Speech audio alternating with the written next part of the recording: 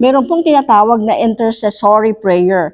Ang intercessory prayer ay yung in behalf ng ibang tao. Ikaw ay nananaikluhod in behalf ng iyong mga anak, in behalf ng iyong pamilya, in behalf ng iyong community, in behalf ng kaibigan mo na ayaw mo silang mapahamak. You're interceding, you're praying for them. Especially, halimbawa po dito para sa ating bayang Pilipinas. If we intercede, if we are praying in behalf ng kaligtasan ng ating bayan, ng ating bansa, it is an intercessory prayer.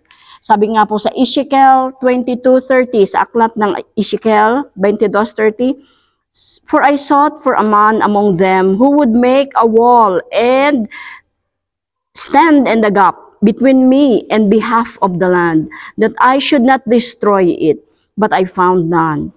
The eyes of the Lord is looking to and fro. We should stand and use our authority. Declare, say no to any disputes and wars, and no to poverty and lack, no to disasters and calamities, no to sickness and diseases." Hindi lang po natin antay ng antay, tanggap ng tanggap sa kung ano pong mga nangyayaring kaganapan sa ating kapaligiran.